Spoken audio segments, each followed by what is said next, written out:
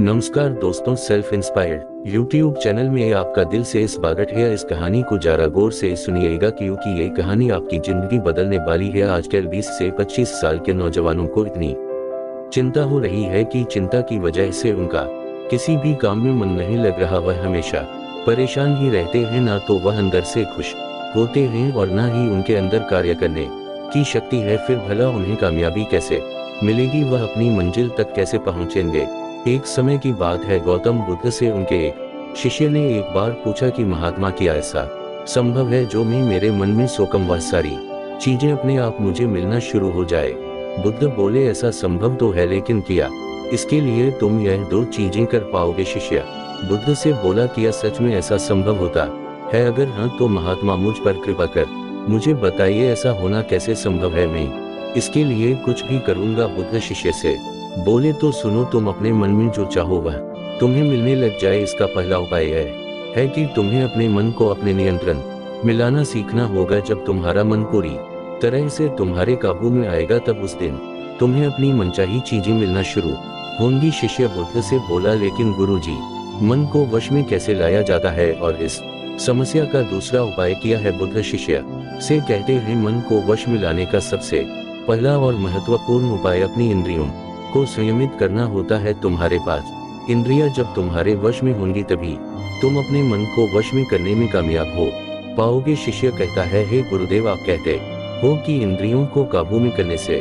हमारा मन हमारे काबू में आएगा और फिर जो मैं मेरे मन में सोकम वह चीज मुझे मिलने लगेगी। लेकिन गुरुदेव, इंद्रियां तो मेरे काबू में है, मैं जैसे चाहूं वैसे अपने हाथों को, आंखों को या फिर पैरों को हिला सकता हूँ। फिर मुझे जो चाहे वो चीजें क्यों नहीं मिल पाती? बुद्ध शिष्यों से कहते हैं, बालक, तुम अपने पांचों इंद्रियों की क्रिया के बारे में अपने मन में विचार कर रहे हो, लेकिन अपने पांचों इंद्रियों को अपने काबू में रखने का असली अर्थ यह है कि तुम्हें किसी भी भौतिक चीज का मोह न रहना।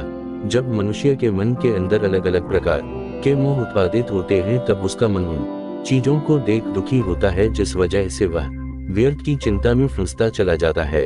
वहीं जिस इंसान का मन उसके काबू में होता है, ऐसा व्यक्ति किसी भी प्रकार के मन के छला में न फंसकर अपने लक्ष्य की ओर अग्रसर होता है और वही व्यक्ति जीवन में आगे जाकर अपने लक्ष्य को पूरा कर जीवन में सफल बन पाता है। शिष्य कहता है, हे महात्मा, मन को वश में करने का सही उपाय क्या है? किस प्रकार मैं अपने मन को अपने वश में ला सकूंगा? और गुरुदेव, दूसरा उपाय क्या है जिससे मैं अपनी मनचाही चीजों को पा सकता?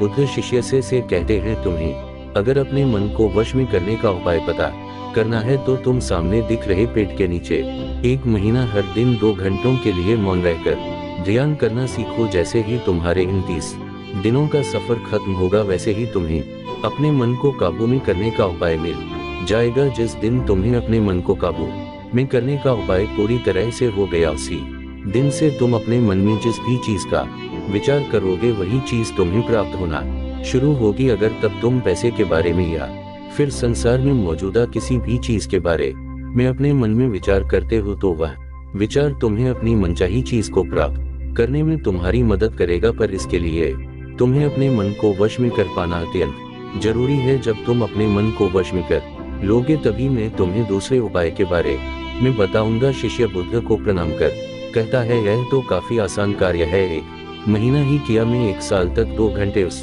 पेड़ के नीचे बैठ सकता हूँ। आप मुझे आज्ञा दें, कल से ही मैं ध्यान में बैठने के लिए तैयार हूँ। बुद्ध शिष्य से बोले, ठीक है, तुम पहले 30 दिन उस पेड़ के नीचे मौन रहकर ध्यान करके दिखा दो, फिर हम आगे बात करेंगे। उस शिष्य को लगता है, गुरुदेव ने तो मुझे बहुत ही आसान कार्य सौंपा है, इसे तुम्हें आसानता पूर्वक कर सकता हूँ, इसमें कौन सी बड़ी बात है? 1 महीना पैर के नीचे ध्यान ही तो लगाना है, इससे मैं आसानी से कर सकता हूँ। शिष्य दूसरे दिन गौतम बुद्ध को प्रणाम कर उस पैर के नीचे मौन रूप से बैठ गया। 3-4 दिन तक ऐसे ही चलता रहा।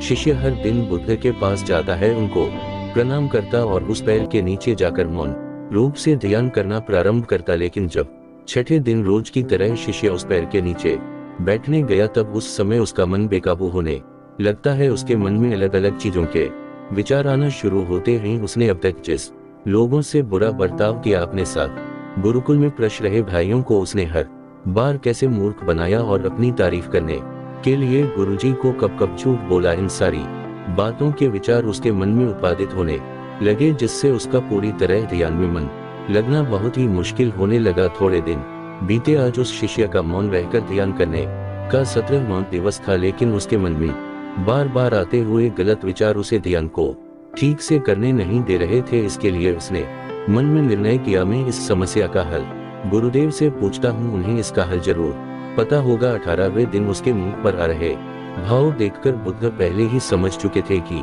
आज यह सिर्फ प्रणाम करने नहीं है, अपितु किसी समस्या का हल पूछने आया है। शिष्य बुद्ध के पास जाता है और कहता है, हे महात्मा, आपके बताए अनुसार मैं हर रोज 17 दिनों से उस पैर के नीचे ध्यान लगाने बैठ जाता हूँ। शुरुआती दिनों में मैं जब ध्यान लगाने बैठता था, जब मेरा मन पूरी तरह लगता था, लेकिन अब उस पैर के नीचे जब मैं अपना ध्यान लगाने बैठ जाता हूँ तब मेरा ध्यान अच्छे से नहीं लग पाता। मेरे मन में अलग अलग प्रकार के विचार आते हैं। जो विचार मुझे आते हैं उनके बारे में सोचकर मुझे अपनी सोच के ऊपर गुस्सा आने लगता है। मैंने अपने गुरु भाइयों के साथ कितना गलत किया, कितनी ही बार मैंने आपसे प्रशंसा के खातिर झूठ बोला। इन सभी गलत और विचार मुझे अंदर से दुखी करते हैं और मेरा ध्यान टूट जाता है। मैं सोचने लगता हूँ कि मैं कितना गलत था, जिसकी वजह से मेरा ध्यान पर मन लगना तो दूर में ध्यान करते समय इन्हीं विचारों से जूझता रहता हूँ। हे महात्मा, मुझ पर कृपा करें और मुझे इन गलत विचारों को अपने मन से पूरी तरह खत्म करने में सहायता कीजिए।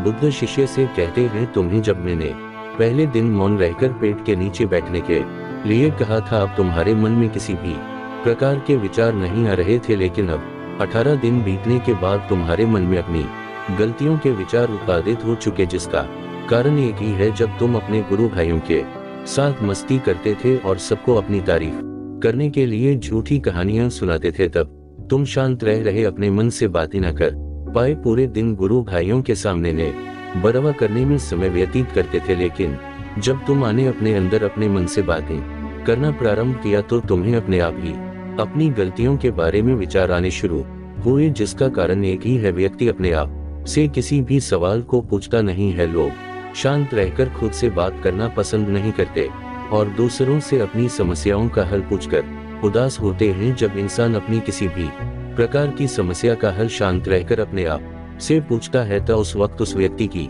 बुद्धि खुद बखुदा उस इंसान को बताना शुरू करती है। जब तुम अपने आप से बातें करना प्रारंभ करते हो तब तुम्हें खुद की अच्छाइयाँ और बुराइयां दोनों दिखना शुरू होती है, जिसका फायदा तुम्हें भविष्य में होना शुरू होता है। यानी जब तुम्हें अपनी गलतियां दिखती है तब तुम उन पर शांति से काम कर अपने आप ही आगे बढ़ना शुरू कर देते हो। क्यों? जिनसा वजह से तुम अपने मन में जिनसा भी चीज को सोचते हो, उस चीज को प्राप्त करने का रास्ता तुम्हारी बुद्धि तुम्हें दिखाना शुरू कर दी है। बहुत कहते हैं, इसलिए मैंने पहले ही दिन तुम्हें बताया था, जैसे जैसे तुम शांत रहकर अपने मन से विचार करना शुरू करोगे, वैसे वैसे तुम्हें अपनी मन चाहे चीजें मिलना प्रारंभ होंगी। बुद्ध शिष्य से बोले, गुरुदेव, आपने मुझे दूसरा उपाय बताने का भी वादा किया था, मुझे लगता है वह उपाय इससे आसान होगा, कृपा कर मुझे दूसरा भी उपाय बताइए। बुद्ध शिशु को बोले, मैं तुम्हें दूसरा उपाय तुम्हारे 30 दिन पूरे होते ही बता दूंगा। शिष्य बुद्ध को निराशा भरी